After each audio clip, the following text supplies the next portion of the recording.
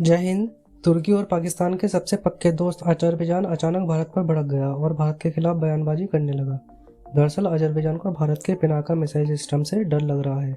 भारत ने पिछले दिनों ही अजरबैजान के हमलों का जवाब देने के लिए आर्मेनिया को पिनाका सिस्टम देने के लिए मंजूरी दे दी थी। अजरबैजान और आर्मेनिया में एक जमीन के टुकड़े को लेकर विवाद चलता आ रहा है। उसका नाम है नागोर्नो काराबाख। अजरबैजान को तुर्की और पाकिस्तान हथियार देते रहते हैं आर्मेनिया पर हमला करने के लिए।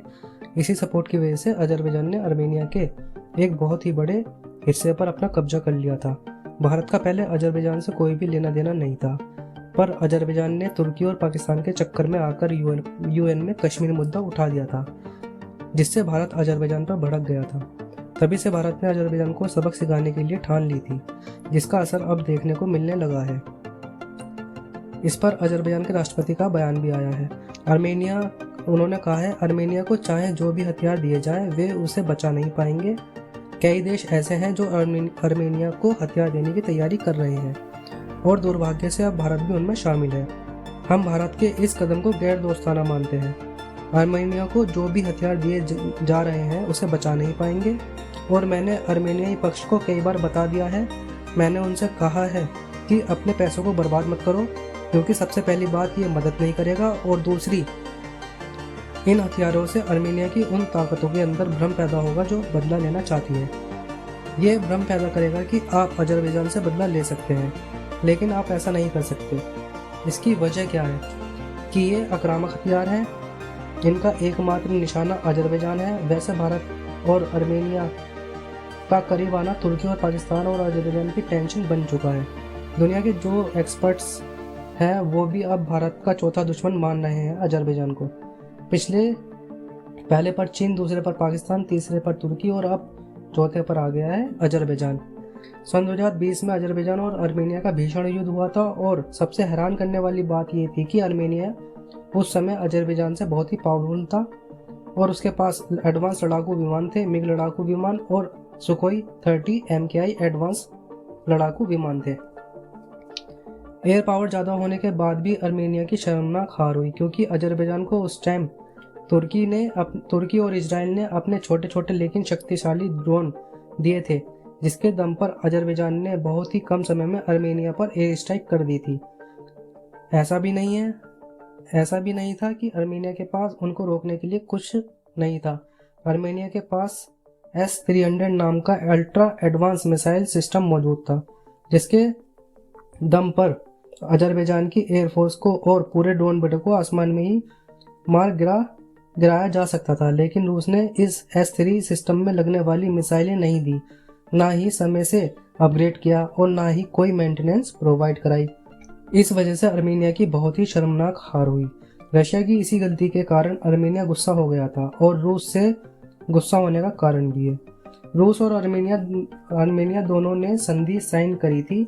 इस संधि पर रूस ने कहा था कि आप पर कोई हमला करेगा तो वो रूस पर माना जाएगा। जब अजरबैजान ने आर्मेनिया पर हमला किया तो रूस जरा भी मदद नहीं करी और उल्टा जब अजरबैजान ने तुर्की और पाकिस्तान और इजराइल की मदद से आर्मेनिया की जमीन पर कब्जा कर लिया। इतना सब होने के बाद रूस आया और दोनों के बीच संधि करवा दी। तब तक आर्मेनिया के एक बहुत ही बड़े हिस्से पर अजरबैजान का कब्जा हो चुका था और आर्मेनिया की बहुत ही शर्मनाक हार हुई थी। तभी से आर्मेनिया ने रूस के हथियारों को अपनी सेना से हटाना शुरू कर दिया था और अपने एयर डिफेंस सिस्टम को भी बदलना चाह रहा था। कि एवरेज में उन्होंने चुना भारत के MRSM सिस्टम को।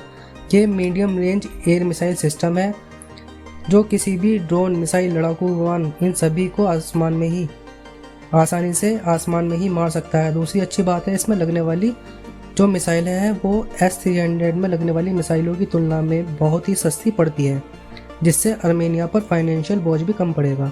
सबसे महत्वपूर्ण बात है जिसकी वजह से भी आर्मेनिया भारत से ही मिसाइल सिस्टम खरीदना चाहता है, वो ये कि भारत एक उभरता हुआ महाशक्ति है और एक भरोसेमंद पार्टनर भी। वो कैसे? मान लीजिए कल को अजरबैजान फिर से आर्मेनिया पर हमला कर देता है और MRSM में लगने के लिए मिसाइलों की ज़रूरत पड़ती है तो भारत तुरंत भिजवा देगा, क्योंकि भारत को कोई दिक्कत नहीं है कि अजरबैजान नाराज़ हो जाएगा या तुर्की नाराज़ हो जाएगा, क्योंकि तुर्की, पाकिस्तान और अजरबैजान ये तीनों ही यूएन में भारत के खिलाफ कश्मीर मुद्दा उठाते हैं और भारत के खिलाफ भाषणबाजी करते रहते हैं और प्रोपेगेंडा भारत के खिलाफ चलाते रहते हैं। अब अजरबैजान की राष्ट्रपति भारत की इस बात पर चीख निकल पड़ी और इतना दर्द इन्हें होने लगा। वैसे दर्द होने का कारण भी बहुत सॉलिड है।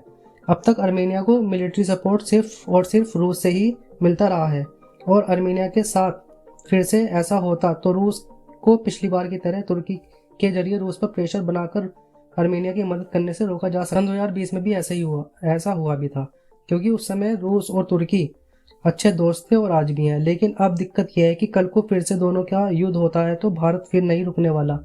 अर्मेनिया अगर एक हथियार मांगेगा तो भारत 10 हथियार भिजवाएगा और साथ ही भारत डिप्लोमेटिक सपोर्ट भी दे सकता है। अर्मेनिया और रूस भी हमारे दोस्त हैं, तो हम रूस पर भी प्रेशर बना सकते हैं अर्मेनिया की मदद करने के लिए।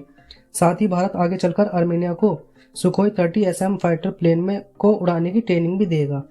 आगे चलकर भारत सुखोई 30 SM में लगाने के लिए भारत अपनी अस्त्रा और स्वदेशी लॉन्ग रेंज मिसाइल और दुनिया में सबसे ताकतवर सुपरसोनिक ब्रह्मोस मिसाइल को भी अर्मेनिया को दे सकता है।